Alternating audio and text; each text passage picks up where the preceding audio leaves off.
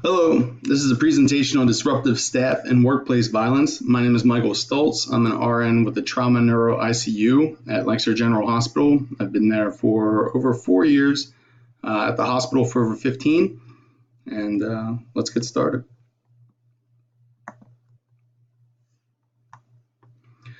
Violence in nursing.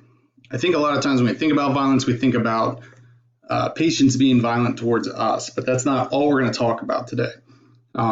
So within that, approximately 25% of all violent attacks in any workplace are to nurses in the healthcare field. We face disruptive behavior from patients, families, physicians, and even our peers to define what disruptive behavior is. Rosenstein said, it's any inappropriate behavior, confrontation, or conflict ranging from verbal abuse to physical or sexual harassment that harms or intimidates others to the extent that the quality of care or patient safety could be compromised. This disruptive behavior and violence is much more common than you would think. I think it's interesting that they speak about the patient, and that is our area of care, and that's what we focus on usually, but they're not the only ones who are affected by violence and disruptive behavior. Just some statistics to get out of the way before we get into the meat of it. After 5 years in the profession, 95% of nurses experience violence in their career. I thought that was pretty extreme. 72 have experienced verbal abuse, and 42% have experienced physical abuse. And nurses who work in the ED and intensive care units, because of the population of patients that are coming in and out of those areas, are at an increased risk of violence and disruptive behavior. But violence can also come from coworkers, not just patients. A study cited in the journal Neurology stated that 74% of nurses reported witnessing disruptive behavior from physicians, and 56% of physicians said that they've seen it in their peers towards other nurses. And in an available online survey that was nationwide, out of 303 nurses that actually took the survey, 70% said that they reported being bullied. 24% were bullied by senior nurses, 17 by charge nurses, 14 by nurse managers, 14 by colleagues, and 8 by physicians. Nurses with less than 5 years of experience are 58% more likely to be bullied. But despite all these figures, 65% neglected to reporting any disruptive behavior to the formal channels. So disruptive behavior isn't just kind of direct violence or direct being mean.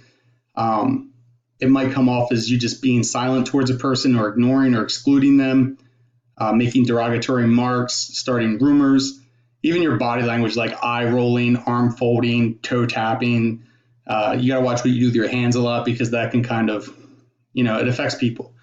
Ridiculing them, being verbally abusive, using sarcasm, I'm guilty of. That's like one of my coping mechanisms. Failing to assist someone, or sexual harassment. So factors that contribute to workplace violence and disruptive behavior are job dissatisfaction, long hours, short staffing, large workloads, burnout, compassion fatigue, long wait times, drug and alcohol, patient populations. So again, you see drug and alcohol, patient population, that's where the ED and the ICUs usually tend to get more of those people, IICUs as well. Long hours, I think we all know that one. Short staffing is another one that unfortunately we confront, and that usually leads to longer hours because you're picking up that incentive pay and trying to make a little more money and help out the team. Burnout, which is a result of those two things. Large workloads, frustration, compassion fatigue, long wait time, drugs and alcohol, all those things. So what are the consequences of that? Psychological distress, and with that, anxiety, loneliness, irritability, depression, low self-esteem, all that can lead to compassion fatigue, job dissatisfaction, increased sick leave, poor retention, just sleeping problems, all of which are leading to poor quality outcomes and lower patient satisfaction. And I think just poor job satisfaction overall. One thing to remember is pain is subjective. It's banged into our heads when we're in nursing school that you don't know what somebody else is experiencing. So if they don't look like an 8 out of 10, but they're telling you they're an 8 out of 10, then you have to treat them according to what they're saying. But they don't really talk about psychological effects and what your psychological pain is. But within nursing, that's subjective too. I grew up in a home where unteased was unloved, and we picked on each other all the time, but it was out of affection. There was nothing mean meant by it. But some people didn't grow up like that. So, I have to watch that I'm not joking with somebody, because my joking might be really hurting them and causing them fatigue and violence and all the things we talked about before. I don't want to be a source of anxiety for somebody. I want to help our team out and build. So how can we prevent it? I think it starts in nursing school by teaching psychological empowerment and conflict resolution. We can increase resilience and better prepare them, because it is different when you come out of school and go into a nursing floor. It's not what you learned. It's, you kind of learned how to be safe with taking care of patients, but then when you get to your floor, you really learn about what you're dealing with. And I think it would be helpful to know what you're getting into, have a mentor, maybe residency programs I think are helpful to help orient them through the proper channels. You can do CBLs on conflict resolution, meeting with your manager. I think journal clubs and discussion groups can help. Again, like having that mentor I talked about, there's somebody that you can go to and confide in, and maybe they can help guide you along the way. So what can healthcare organizations do? Well, again, we kind of talked about it earlier, but they can continue education in CBLs and conflict resolution and precepting. I know that we have them at LGH. I think improving staffing and ratios would help decrease the stress on the floors, which would then, I think, decrease the lateral violence and disruptive behavior. Having a mentor residency program, establishing open communication lines that can, somebody can report somebody else with impunity without having to worry about, that coming back to them. Security protocols are already in place in staff places for violent behavior. I know we have Condition 8 teams that are quick to respond if security is not around. I think it's just because of the nature of our job, it's very difficult to actually eliminate violence in the workplace, but we can curb it and decrease it as much as we possibly can to make it safe for us, not just the patients. And then finally, institute a zero tolerance program for disruptive and violent employees. So here's a couple of videos that I found that kind of highlight what we talked about, and hopefully they help reaffirm everything I said.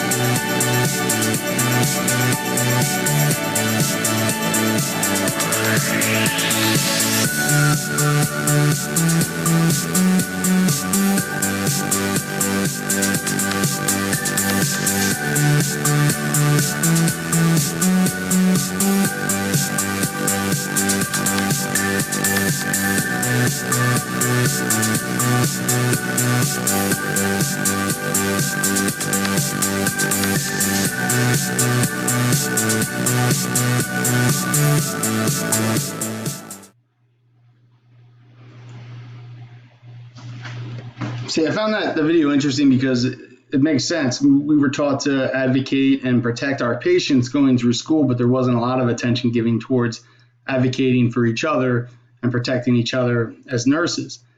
And I think that,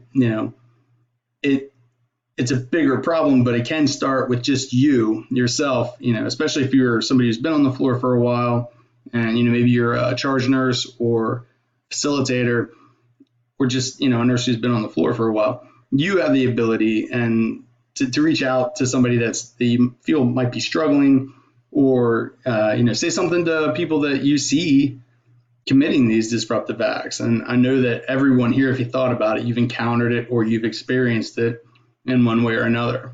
So I think if we can just do that and start with one person at a time, that kind of example spreads, and people, was the good deed that people keep giving out, it grows.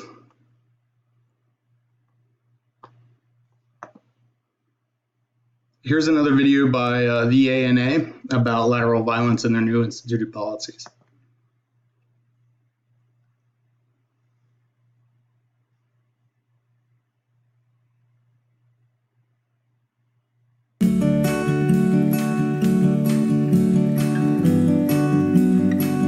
Hello, I'm Pam Cipriano, President of the American Nurses Association. Nurses expect to work in environments where they will be treated with civility, kindness, dignity, and respect. But here's the hard truth. Bullying and workplace violence are real problems in healthcare. Violence of any form should not be tolerated from any source. Nurses and employers must work together to create strategies that will shift the culture to one of civility and respect, where bullying is not tolerated and where violence prevention and safety measures are a priority. ANA has released a new position statement on workplace violence and bullying that offers recommendations, including setting a zero-tolerance policy, encouraging employees to report violent incidents, and developing a comprehensive violence prevention program. Creating this type of culture helps protect the health, safety, and wellness of nurses, and that's in everyone's best interest. Learn more about this issue and get resources to create best practices at nursingworld.org. ANA cares about you. Working together, we can create a safer and healthier work environment.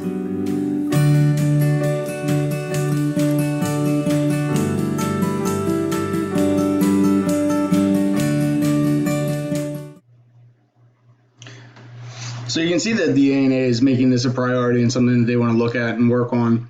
I don't think it's as bad as it used to be, but it's definitely still around. I know when I was in nursing school, it was, I think, my first semester, I was on a med surg floor, and one of the patients that I was taking care of had blood pressure of, I think it was 91/58 or something. It was still like maybe a MAP of 64, not something terribly to worry about, but as a first semester student, I didn't really know that. And I went and reported it to my nurse. And I said, hey, just wanted to let you know the blood pressure is very hypertensive in this room. And I didn't know if you wanted me to do anything about it. And she threw up her hands and she rolled her eyes really hard. And she said, oh, let's start CPR. And, I just kind of didn't know what to do. I was kind of taken aback by it. And again, I grew up in a home where we just busted on each other all the time. We were constantly, making fun of each other. But you didn't expect it from somebody who was an older nurse, who was a senior nurse and had been on the floor. I didn't know how to react. I didn't really make a big deal out of it, but maybe I should have. So to summarize, nursing professionals work in a high-stress, fast-paced environment, and it can be very difficult to succeed in that kind of environment, particularly if it's unfamiliar. Factors like violence and disruptive behaviors can do physical and psychological harm and diminish one's capacity to perform at their job, their relationships at home, the quality of care and quality outcomes, and even the entire healthcare system. Workplace violence as a disruptive behavior is costly to the healthcare and organization, both in staffing and money. Healthcare professionals can do themselves a service by preventing and reporting these behaviors and guiding the newer nurses by setting good examples and extending the care that we provide to patients to one another. So I'll leave you with that thought. Here are my references, and thank you very much for listening.